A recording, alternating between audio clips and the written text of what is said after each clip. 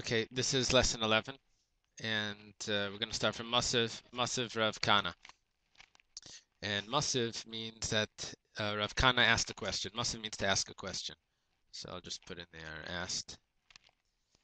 However, I do want to show you how Masiv works. So on the side, I put in Masiv. That's right there.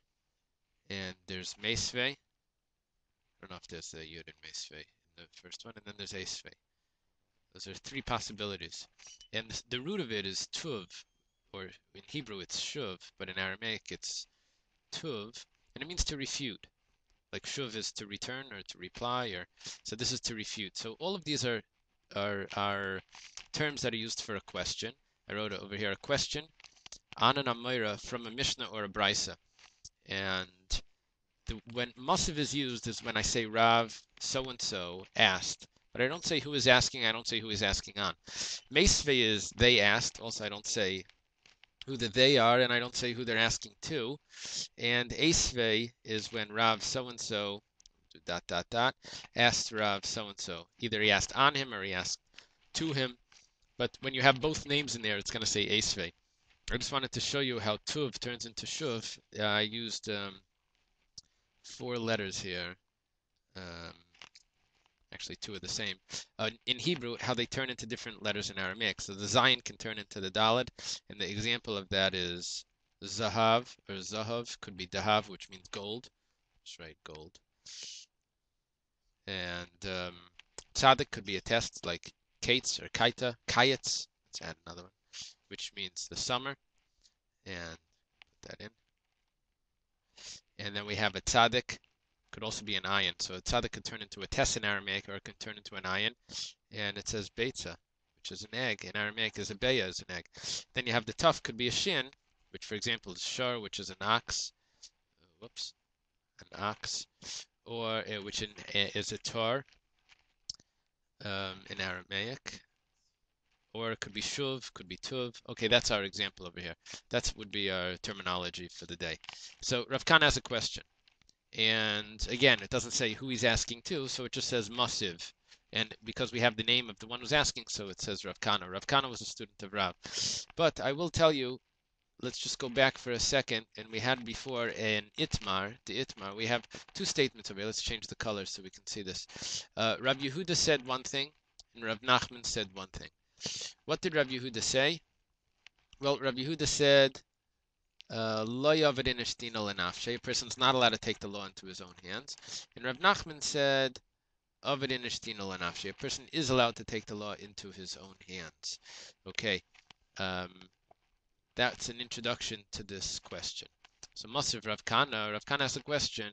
This is based on a Tosefta, which in the class we mentioned that there's a Mishnah, which actually means to repeat. Comes from the word Shaina or Shana, which means that it always goes over, it repeats.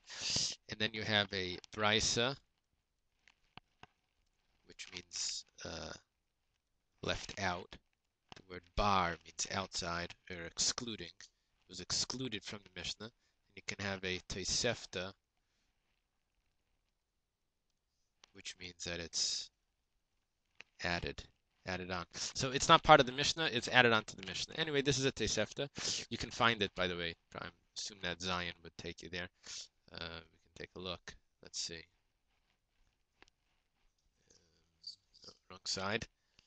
So the Zion says, yeah, the Zion says it's Tosefta Perek Yud. So it's Perek Yud in Tosefta of Baba Kama.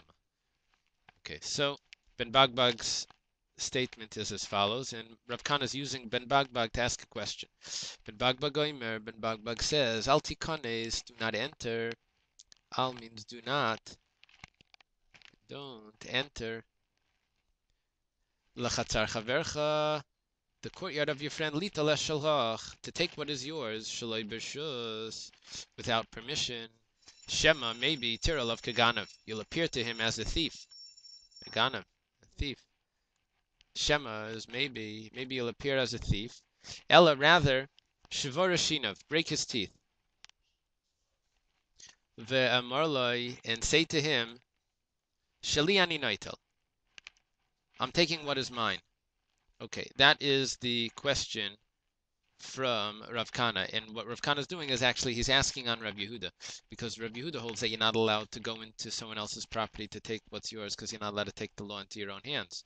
Rav Yehuda says, Lo yavid inustino lenafshi. You're not allowed to do that. Comes along Rav Kana and says, what are you talking about? I have a Tana. His name is Ben Bagbag. And he says that you are allowed to go into his property and take what's yours. Well, don't go in like a thief. You go in a blatant way, and you take what's yours.